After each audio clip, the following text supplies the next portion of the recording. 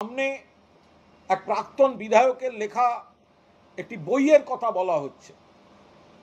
কোনো মৃত ব্যক্তির বিরুদ্ধে বলতে চাই না, তা সত্ত্বেও বলতে বাধ্য হচ্ছি। এত রকম লোক, এটাকে কি পিডিএফ ছাড়া হবে, এটাকে কি রিপ্রিন্ট করা হবে? তাহলে বলতে বাধ্য হচ্ছি যে সেই প্রাক্তন বিধায়ক ব্যক্তি যিনি মমতা বন্দ্যোপাধ্যায়ের কুৎসা করে একটা চটি বই লিখেছিলেন, বলতে বাধ্য হচ্ছি তার বিরুদ্ধেই তো বধূ নির্যাতনের অভিযোগ ছিল,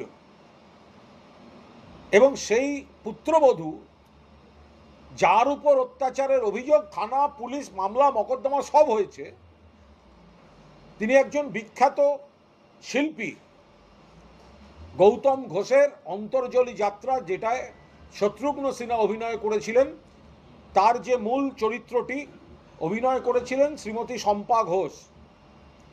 এই শম্পা ঘোষ তার শ্বশুর বাড়ি এবং এই শ্বশুরের বিরুদ্ধে বধূ নির্যাতনের সিরিয়াস অ্যালিগেশন এনেছিলেন।